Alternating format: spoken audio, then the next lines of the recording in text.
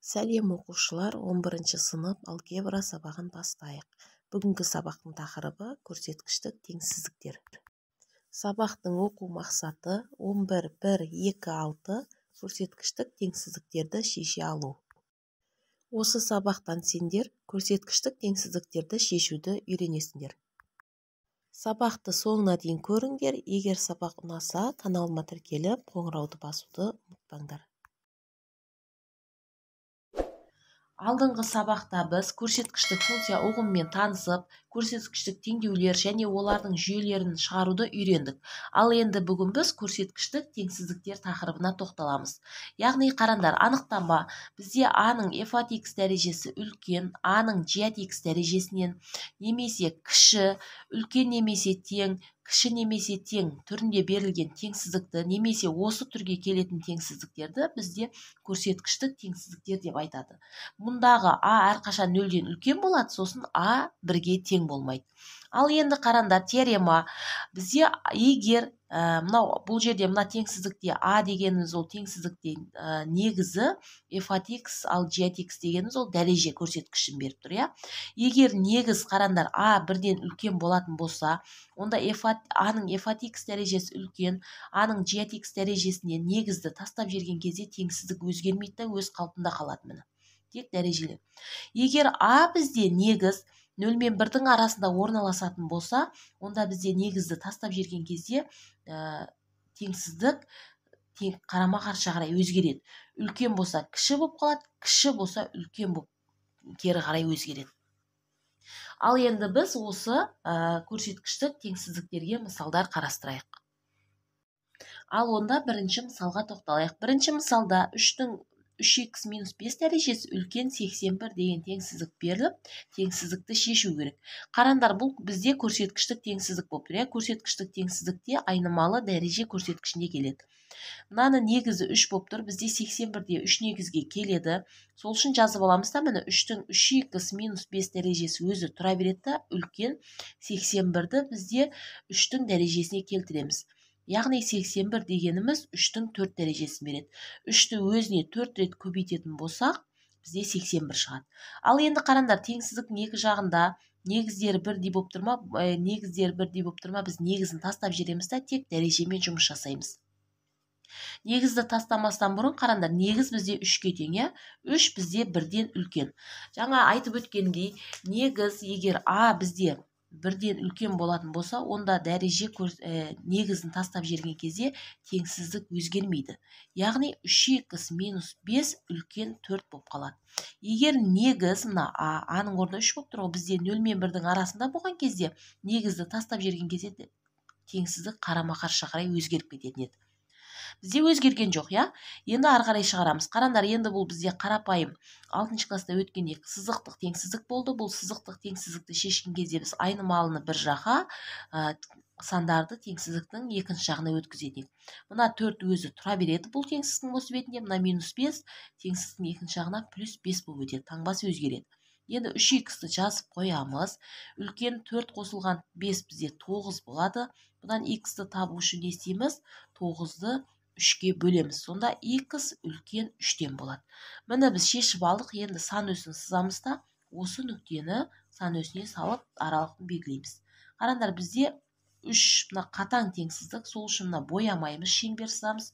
3-тен басталып жатыр да, x-іміз қандай болып тұр? 3-тен үлкен болып тұр, 3-тен үлкен болса, бізде 3-тен үлкен сандар оң жағында, кіші сандар сол жағында орналасады.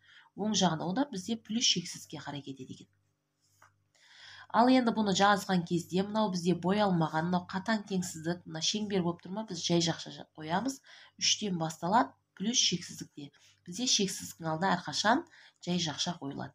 Сонда бұл теңсіздіктің шешімі 3-тен плюс шексіздікке дейін. Екінші мысал шығарайық. Екінші мысалда бізде 2-ден 1-дің 2x минус 4 дәрежесі кіші 1 бөлінген түбір асты 2 деген теңсіздік беріліпті. Теңсіздікті шешу керек екен. Бұл жерде қараңдар, мына 2-ден 1 болып тұр. Мынау 1 бөлінген түбір асты 2. Біз екеуін де бірдей негізге келтіріп алуымыз керек көрсеткіш теңсіздікте. Енді қараңдар, бұл жерде мына 2-ден 1 өзі тұра береді. 2-ден 1-дің 2x минус 4 дәрежесін жазамыз да, кіші дейміз. Бізде мынау түбір асты 2 дегеніміз 2-нің бізде мысалы түбір асты А дегеніміз бұл А-ның 2-ден 1 дәрежесін береді, немесе А-ның 0,5 дәрежесін береді. 2-ден 1 0,5-ге тең, иә. Қараңдар, сонда бізде бұл дегеніміз 0,5 дәрежесі деп жазып аламыз. 1 бөлінген 1-дің кез келген дәрежесі 1 болады, сол үшін 1-дің де 0,5 дәрежесі десек болады. Енді бұл жерде мына 2-нің, қараңдар, 2-ден 1-дің 2х минус 4 дәрежесі өзі тұра береді, бізде мынаны да 2-ден 1-дің жақшаның сыртында 0,5 дәрежесі деп жазып аламыз. Себебі жақшаның сыртында дәреже бөлшектің алымына да бөліміне де тиісті. Осыны осылай жазып алуға. Қараңдар, мысалы А бөлінген В-ның бізде жақшаның сыртында n дәрежесі дегеніміз ол А-ның да n дәрежесі, В-ның да n дәрежесі. Яғни n дәрежені бізде дәрежелері 1 дейма жақшаның сыртына шығарып, жақшаның сыртына n дәрежесі деп жазуға болады еді. Осыны қолданамыз. Енді қараңдар, бізде негіздері 1 де болды. Енді біз не істейміз? Негізін тастап жібереміз да тек дәреже көрсеткішімен жұмыс жасаймыз.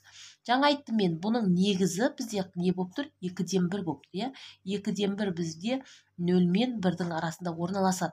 0 мен 1-дің арасында орналасқан үшін, қараңдар, бұл теңсіздіктің негізін тастап жүрген кезде теңсіздік қарама-қарсы қарай өзгереді. Яғни 2х минус 4 теңсіздік былай қарап тұрған еді, былай қарап қалады да, үлкен 0,5 болып қалады.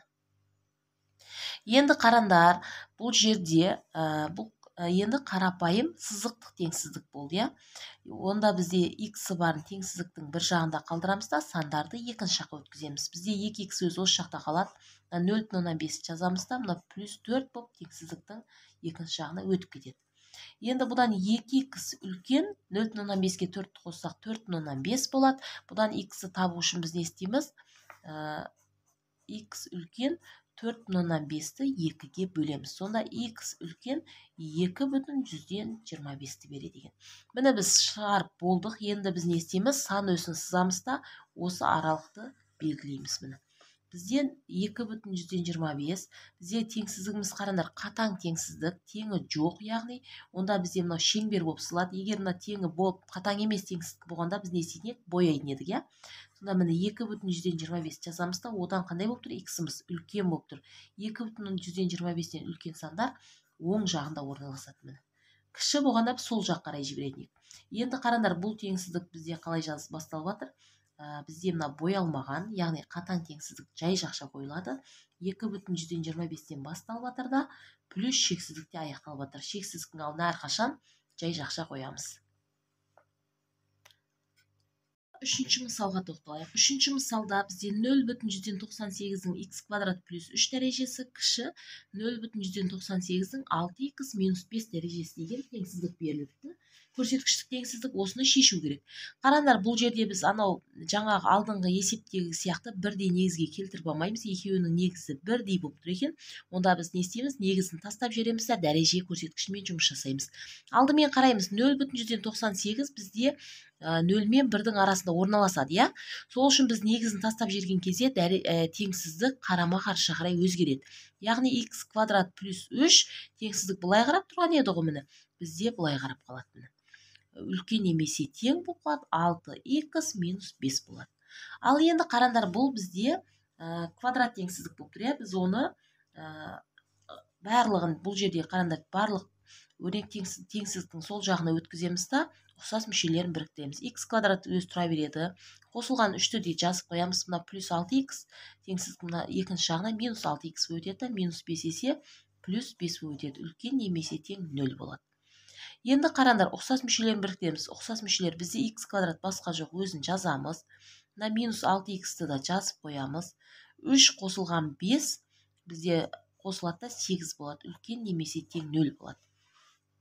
Ал енді қараңдар, бұл бізде квадрат теңсіздік болды. Квадрат теңсіздікті шешкен кезде біз алдымен квадрат теңсіздікті теңдеу түрінде жазып алатын едік та, одан кейін осы теңдеуді шешіп, сол теңдеудің жауабын сан өсіне салатын едік, Қараңдар, бұл жердегі бұл бізде келтірілген квадрат теңдеу болып тұр. Оны біз қаласақ вет теоремасымен, қаласақ дискриминантпен шығарамыз. Мен ветпен шығарам. x1 мен x2-ның көбейтіндісі бізде 8-ге тең болу керек екен. x1 мен x2-ның қосындысы плюс 6-ға, минус 6 болса плюс 6-ға тең болу керек екен. Ал енді Сонда бізде қандай сандарды көбейтсек 8, қоссақ 6 болады. Сонда x1-іміз бізде 2 болады, x2-іміз десе 4 болады. Себебі 4-ке 2-ні көбейтсек 8, қоссақ міне плюс 6 шығады.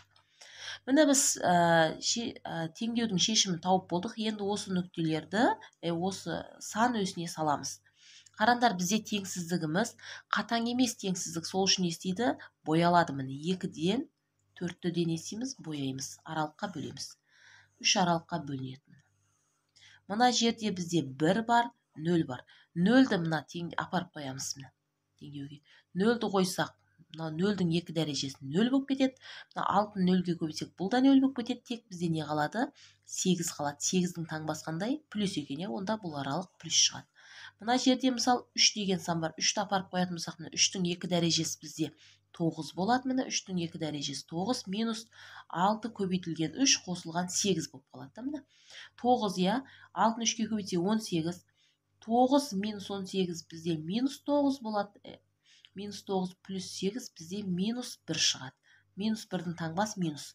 Бізде онда мына шет плюс. Себебі квадрат теңсіздікті шешкен кезде ортасы минус болды ма, екі шет плюс болды. Егер ортада плюс деген таңба тұрса, екі шет минус болады. Мынау минус. Енді қараңдар, бізде теңсіздігіміз 0-ден үлкен немесе тең болғаннан кейін біз мынандай плюс шыққан аралықты боямыз. Егер кіші немесе тең болғанда минус шыққан аралықты бояйын еді. Сонда бізде плюс шыққан аралық мына аралық, сосын мына аралық болып тұр. Бұл аралығымыз бізде қараңдар минус шексіздіктен басталып жатыр да, 2-де аяқталып жатыр. Шексіздіктің алдына әрқашан жай жақша, мына боялған қатаң емес теңсіздік болған, сол үшін естейміз тік жақша қоямыз. Ал мынау да 4-те боялып тұр. Қатаң емес теңсіздік, сол үшін 4-тен басталып жатыр да, плюс шексізде аяқталып жатыр. Бұны оқыған кезде 2-ні қоса алғанда минус шексіздіктен 2-ге дейін, 4-ті қоса алғанда 4-тен плюс шексіздікке дейін деп оқиды. Яғни бұл теңсіздігіміздің шешімі мынаған тең екен. 4-ші мысалға тоқталайық. 4-ші мысалда 2-нің x квадрат қосылған 7 дәрежесі үлкен 2-нің 8x дәрежесі деген көрсеткіштік теңсіздік берілген, теңсіздікті шешу керек. Ол үшін не істейміз? Біз қараңдар, бұл жерде негіздері бірдей болып тұрады. Бірден біз негізін тастап жібереміз да, тек дәреже көрсеткішімен жұмыс жасаймыз. Алдымен қараймыз, негіз бізде 2, я? 2 бізде бірден үлкен. Онда бізде қараңдар, теңсіздікті негіздер тастаған кезде теңсіздік өзгермейді, сол қалып қалады. X квадрат плюс 7 осы үлкен күй қалады. Үлкен. 8x болады. Енді қараңдар, бұл жерде біз не істейміз? X квадрат қосылған 7-ні жазып қоямыз да, мына плюс 8x-ті минус 8x деп теңсіздіктің екінші жағына өткіземіз. Енді x квадрат жазамыз, минус 8x-ті жазамыз, мына плюс 7 деп орын ауыстырып аламыз. Себебі бізде бұл квадрат теңсіздігі, бірінші бізде x квадрат тұрады, одан кейін x бар тұрады, сосын бос мүше тұрады. Енді қараңдар, бұл бізде қандай теңсіздік? Келтірілген квадрат теңсіздік. Яғни бізде теңсіздікті шешпестен бұрын, бізде квадрат теңсіздікті шешкен кезде алдымен біз квадрат теңсіздікті теңдеу түрінде жазып аламыз да, міне теңсіздің орнына. Осы теңдеуді шешіп, ол теңдеудің шешімін сан өсіне салып, плюс-минус аралығын тауып, сол аралықтан шешім табатын едік. Қараңдар, біз бұны бірінші тең деп белгілеп алдық. Енді қараңдар, бұл бізде келтірілген квадрат теңсіздік. Қаласаңдар ветпен, қаласаңдар дискриминантпен шығарасыңдар. Яғни мен ветпен шығарам. x1 мен x2-нің көбейтіндісі бізде 7-ге тең болу керек енді, ал x1 мен x2-нің қосындысы мына минус 8 ба, плюс 8-ге тең болу керек. Қараңдар, бізде қандай сандарды көбейтсек 7, қоссақ 8 шығады. x1-іміз мен тең деп алам 7-ге, x2-ні тең деп алам 1-ге. Себебі екеуін 7-ге 1-ді көбейтсек 7 болады, 7-ге 1-ді қоссақ 8 болады.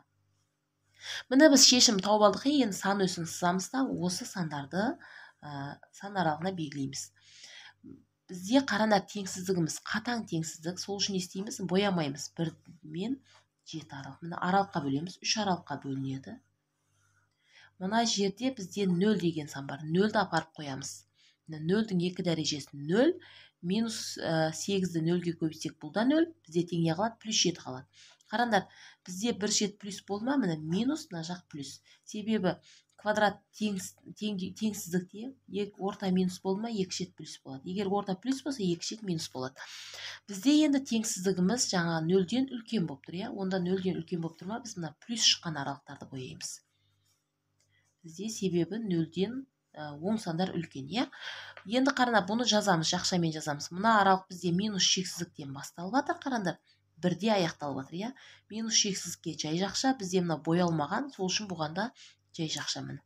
Ал мына жерде 7-ден басталып жатыр, 7-де боялмаған шеңбер күйі, 7 плюс шексіздікте аяқталып жатыр міне. Шексіздіктің алдына әрқашан жай жақша. Енді яғни бұл теңсіздіктің шешімі осы сан аралығы болады екен. Қараңдар, екінші мысалға тоқталайық. Екінші мысалда бізде 4-тің x дәрежесі, азайту 2-нің 2 көбейтілген x минус 1 дәрежесі, қосылған 8-дің 2 көбейтілген x минус 2 дәрежесі бөлінген 3 үлкен 52 деген көрсеткіштік теңсіздік беріліпті. Көрсеткіштік теңсіздікті шешіңдер дейді. Қараңдар, оны біз шешу үшін мен барлығын мына жерде 4, 2, мынау 3, 8 болып тұр, иә? Барлығы 2 негізге келеді. 2 негіз қылып жазып аламын. Ол үшін мына 4-ті бізде 2-нің 2 дәрежесінің сыртында x дәрежесі деп аламыз. Азайту мына жерде 2 өз тұра береді, дәрежеге көбейтіліп тұр ғой 2. 2 x минус 1-ге көбейтіліп тұр ғой, ол 2-ні жақшаны ашып аламыз, яғни 2-ні x-қа да минус 1-ге де көбейтіп аламыз. 2-ні x-қа көбейтсек 2x, 2-ні минус 1-ге көбейтсек минус 2 болады. Қосылған мынаны 8-ді бізде 2-нің 3 дәрежесінің сыртында 2-нің 2 көбейтілген 2x минус 2 бөлінген 3 дәреже деп жазып аламыз. Үлкен 52 өзі тұра береді. Ал енді қараңдар, мына дәреже сыртына дәреже болса екеуіне есейтінеді, көбейтілетін еді. 2-нің 2x дәрежесі минус мына жерде есе 2-нің 2x минус 2 дәрежесі өзі тұра берсін. Қосылған мынада да десе дәреже сыртына дәреже болғанда көбейтілетін еді, 3 мынаған көбейтіледі. Яғни бұл жерде көбейткен кезде 3 мына бөлшектің бөлімде 3-пен қысқарып кетеді, бізде 2-нің мына дәрежесі ғана қалып кетеді. Бұны да жақшаны ашып қоямыз. 2-ні x-ға көбейтсек 2x, 2-ні 2-ге көбейтсек минус 4 болады. Үлкен 52 өзі тұра береді. Енді қараңдар, бұны біз бүйтіп жазып аламыз. 2-нің қараңдар, бізде мына жерде 2-нің 2x минус 4 плюс 4 дәрежесі деп жазып аламын. 2x дәрежен. Себебі бәрі минус 4 пен плюс 4 қысқарып 2x дәреже болады, иә? Минус деймізде 2-нің мына жерде 2x минус 4 плюс 2 дәрежесі деп жазып аламын. Сонда бізде минус 4 плюс 2 бізде минус 2-ні береді, мына дәреже кеп шығады. Плюс мына жерде 2-ні жазамыз да, бұның 2x минус 4 дәреже өзі тұра береді. Үлкен 52 деп жазамыз. Енді бүйтіп жазып аламыз. Бізде a-ның n дәрежесі көбейтілген a-ның m дәрежесі болса, a жазылып дәрежелерін есейтін еді, қосылатын еді. Яғни дәрежелерді біз мынандай жеке-жеке дәреже түрінде жазуға болады екен. Сонда бізде бұны бүйтіп жазып аламыз. 2-нің қараңдар 2x минус 4 дәрежесі көбейтілген 2-нің 4 дәрежесі деп міне. Қосылып тұр ғой. Соны бізде жеке-жеке дәреже түрінде жазуға болады. Минус мынаны да дәл сөйтіп жазып аламыз. 2x минус 4 дәрежесі көбейтілген 2-нің 2 дәрежесі. Қосылған мынаны есе 2-нің 2x минус 4 дәрежесі деп жазып қоя саламыз, болды. Үлкен 52 өзі тұра береді. Енді барлығында не бар? 2-нің 2x минус 4 дәрежесі бар. Міне, сол ортақ көбейткіш, сол жақшаның сыртына шығарып жібереміз міне. 2-нің 2x минус 4 дәрежесі шығып кетті.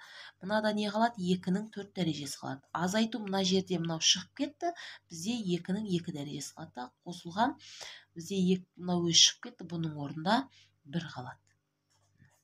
Үлкен 52 деп жазып қоямыз. Енді қараңдар, мына жазып қоямыз. 2-нің 2x минус 4 дәрежесін жазамыз.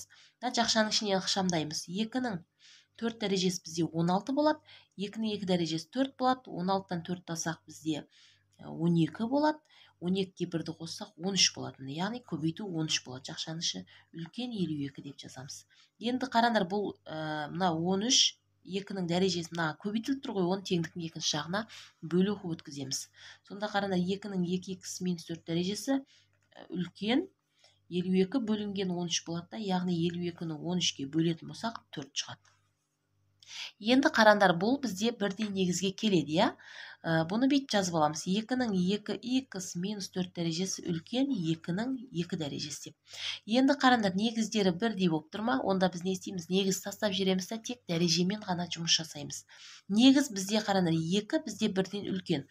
Онда негізі тастаған кезде теңсіздік өзгермейді екен, осы қалып қалады екен. Бұдан 2х-ті жазамыз, үлкен 2 қосылған, мынау не болады? 4 боп, яғни бұл қараңдар, қарапайым сызықтық теңсіздік. Бұл кезде біз х-тарын сол жаққа, сандарды оң жаққа өткіземіз, иә? Мына 2 өз тұра береді, минус 4 плюс 4 болып өтеді. Бұдан 2х-ті жазамыз да, үлкен 6 болады, міне. Үлкен 6 болды, міне. 2х үлкен. Бұдан х-ымыз үлкен не болады? 6-ны 2-ге бөлсек, х үлкен 3 шығады. Міне біз теңсіздік шешіп алдық. Енді сан өсін сызамыз да, міне. Сан өсін сызып, осы аралықты белгілейміз. 3-ті жазып қоямыз. Қараңдар, бізде қатаң теңсіздік, сол үшін не істейді? Боялмайды. Х-ымыз қандай болып тұр? 3-тен үлкен болып тұр. 3-тен үлкен сандар бізде оң жағында орналасады. Сонда бұл теңсіздің жауабын жазған кезде мынау боялмаған шеңбер болып тұр. Сол үшін жай жақша 3-тен басталып жатыр, бізде плюс шексіздікте аяқталып жатыр. Шексіздіктің алдына әрқашан жай жақша қойылады. Сонда бұл теңсіздігіміздің шешімі 3-тен плюс шексіздікке дейінгі сан аралығы екен. Ал енді қараңдар, үшінші мысал шығарайық. Үшінші мысалда бізде 3-дің х қосылған 2 дәрежесі қосылған 7-ның х дәрежесі, кіші 4 көбейтілген 7-ның х минус 1 дәрежесі қосылған 34 көбейтілген 3-дің х минус 1 дәрежесі деген теңсіздік беріліпті. Теңсіздікті шешу керек.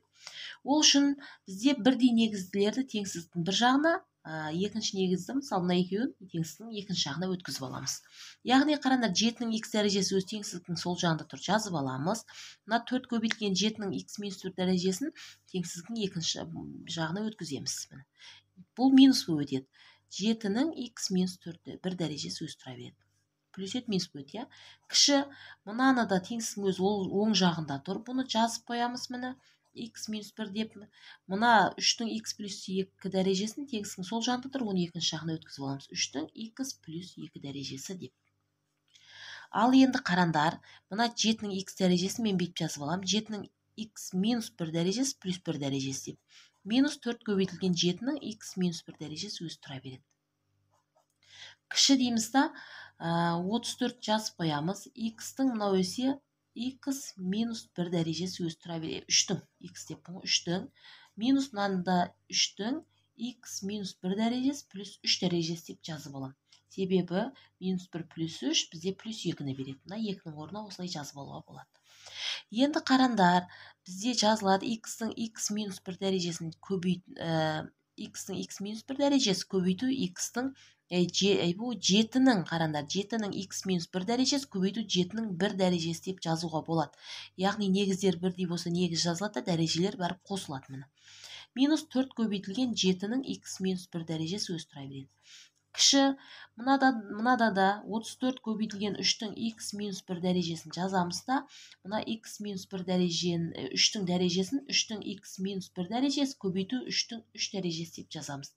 Себебі бұл екеуі қараңдар, негіздер бірдей болып, дәрежелер әртүрлі болып көбейтіліп тұрса, негіз жазылып, дәрежелер қосылып мына түрге келеді. Яғни бұл мынаған тең. Бұның орнына үстіп жазып ал, өзіне тең өрнекті жазып алуға болады. Енді қараңдар, екеуінде ортақ көбейткіш бар, иә, міне. 7-ның х минус 1 дәрежесі, соны жақшаның сыртына шығарамыз. 7-ның х минус 1 дәрежесі жақшаның сыртына шықты. Мынада не қалды? 7 қалды, азайту мынаның орнында 4 қалды, міне. Кіші, мына жерден есе 3-дің х минус 1 дәрежесі жақшаның сыртына шығады. Екеуінде де ортақ көбейткіш. Мынада 34 еді ғой, 34 еді. 4 қап кетті ғой.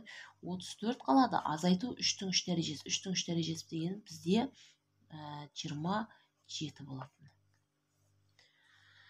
Енді қараңдар, 7-ның х минус 1 дәрежесін жазып қоямыз. 7-тен 4 тасақ бізде не қалады? 3 қалады. Кіші, мына жерде де 3-тің х минус 1 дәрежесін жазамыз. Көбейту 34-тен 27 асақ, бұл жерде де не қалады? 7 қалады. Ал енді бұл теңсіздікті біз, 3 көбейтілген 3-тің х минус 1 дәрежесіне бөлеміз. теңсіз негіз жағында. Яғни сонда 7 көбейтілген x минус 7-ның x минус 1 дәрежесі көбейтілген 3-ті де бөлеміз. 3 көбейтілген 3-дің x минус 1 дәрежесіне. Кіші, мына жерде 3-дің x минус 1 дәрежесі көбейтілген 7-ні де бөлеміз. 3 көбейтілген 3-дің x минус 1 дәрежесіне. Сонда қарандар, мына жерде 3 пен 3 не істейді? Қысқарып кетеді. Бізде 7 бөлінген 3-дің жақшаның сыртында x минус 1 дәреже деп аламыз. Себебі екеуінің дәрежесі бірдей. Кіші, мына жерде не істейді? 3-дің x минус 1 дәрежесі мен 3-дің x минус 1 дәрежесі қысқарып кетеді. Бізде 3-тен 7 қалады. Енді, ойбе көрмей қапты ғой. Қарандар, мына жерде екеу қысқарып кетіп, мынау қалды. Мынада 3 пен 3 қысқарып кетіп, мынау қалды да, мына дәрежені қарандар, екеуінің дәрежесі бірдей ғой, дәрежені жақшаның сыртына шығарып жазып алуға болады. Енді қарандар, екеуі де бірдей негізге келді, Мынау 3-тен 7 дегеніміз 3-тен 7-ның біз бір дәреже істеуге болады.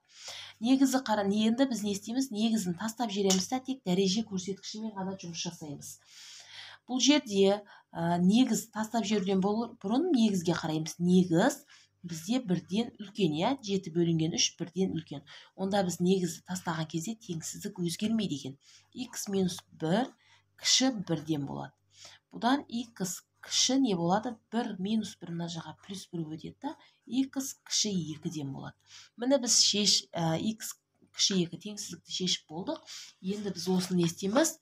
Сан өсіне саламыз. Сан өсіне саламыз да 2 нүктесін боямаймыз, белгілейміз, яғни. Себебі мынау қандай? Қатаң теңсіздік.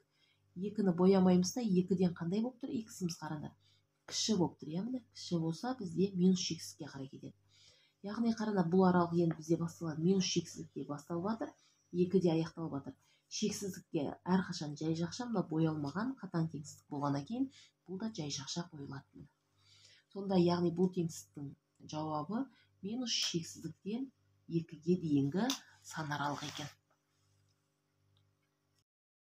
Осымен сабағымыз аяқталды. Егер есептер түсінікті болса, каналыма тіркеліп, достарыңмен бөлісуді ұмытпаңдар.